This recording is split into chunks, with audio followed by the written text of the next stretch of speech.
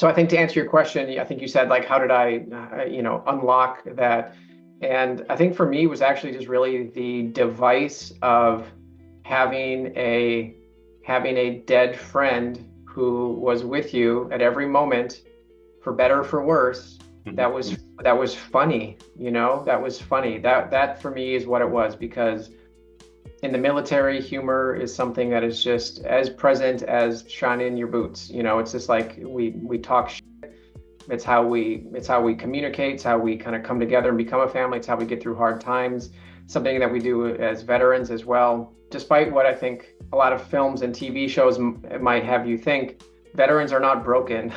We're not Yeah. broken. We're actually strong as hell. And it makes the news more when you hear about a sad story about a veteran, because it sucks. It's like a puppy dogs or kids, or it's like it just sucks. People don't want that, but that doesn't represent what most veterans are. And so I really wanted to convey that we veterans are probably more resilient because of what we've been through than most. And really, like, yeah, that device of, what if your trauma, whatever that might be for you, was a thing that could talk to you, and it was almost this thing where you knew maybe it wasn't good for you in the long run, but it's also kind of enjoyable because you miss that person, or that thing brings you comfort. And I think a lot of people, maybe it's a person, maybe it's a thing that happened to them, it kind of becomes a part of you. And so in my own journey with PTSD and healing, it's like having to think about, gosh, do I really want to, quote, get rid of it? Do I really want to like say goodbye to it?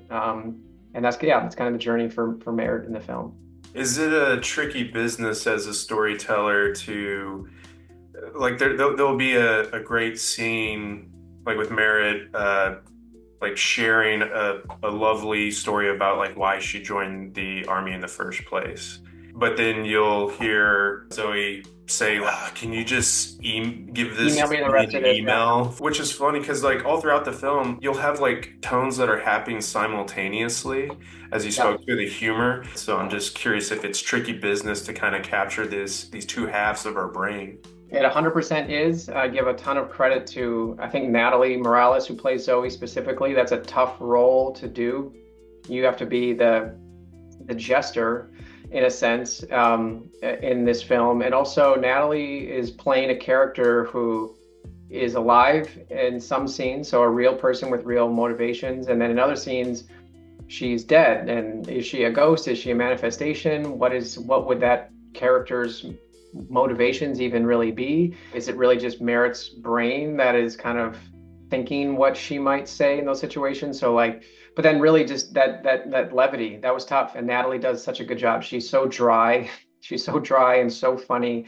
Yeah. And I'm sure if you see her other films, that's kind of, I feel like, one of her brands. And so I really give a ton of credit to her, for that.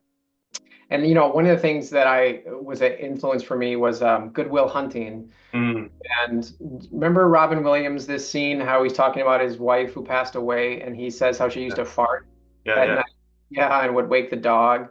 Yeah. Like, yeah, that's real. That feels real. That's Yeah. that's that's life. Yeah. Yeah, as he said, those are the things that you remember, Yep. which is kind of crazy because all throughout this film, and I'd love to hear more about working with your editor on Yeah. this because you'll have moments that really, while I haven't been through an experience quite like that, I think we've all been through experiences with, or that's just how our memory works.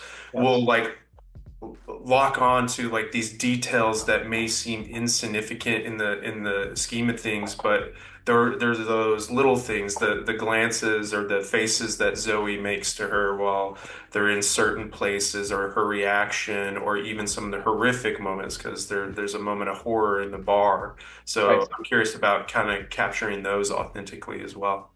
I mean, a lot of those were, I would say all of those are written directly into the script. However, my editor, Ali Greer, was so incredible, and she put her own touch on it. I specifically sought out a comedy editor for this film, and so I found Ali because she had worked on a couple seasons of Barry, of Hacks, and just tonally it makes sense, right? And Ali is so funny, so dry also, and so yeah, comedy is all timing, and I give all credit to Allie for really carving that out. And then in terms of like the memory, the messiness of memory and how that works, yeah, man, I don't know. That's just kind of pulled from my experience of, especially with military stuff. I mean, it's like I've gotten better about like I have some stuff, that's like military-ish that I keep around, and it kind of like you just teleport in an instant back to a thing or a person. But then I've had to learn over the years that you don't really want to live in a mausoleum of your memories, and so part of that you'll see with Merritt's apartment.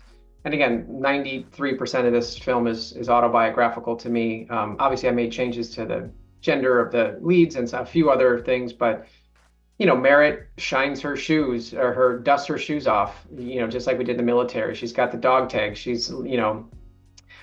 People with a close eye will notice that her bed is covered with a whoopee, which is like a poncho liner. It's like a blanket we have in the military. She wears the brown t-shirt and the army shorts. Like that's all stuff that I did when I first came back. Like really someone who has not moved on is Yeah. really, and so that's really part of her journey too. So yeah, it was a little bit of a progression throughout the film to see somebody who tries to find a healthy balance of how much of this memory, aka Zoe, is going to be healthy for me, and then how much can I just kind of move on to the new version of yourself. That this I don't want to say 2.0, but just the person that has found a comfortable, healthy way to integrate their loss and their trauma, not get rid of it, not cure it, but integrate it healthily. Yeah. Yeah.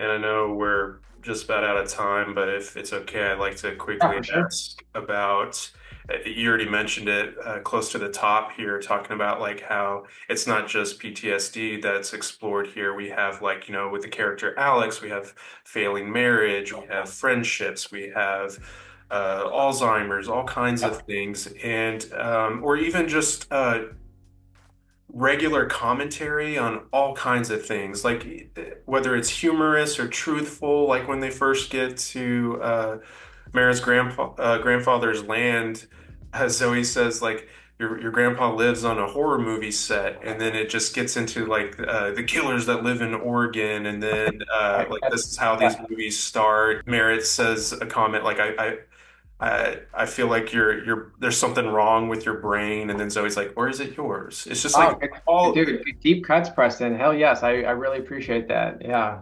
yeah. So I'm just curious about that's a lot to juggle. How did you kind of streamline everything? I think a big part of that was working with I worked with a co-writer on the last version of the script named AJ Bermudez. So we share writing credit. I wrote this film by myself for 2 years.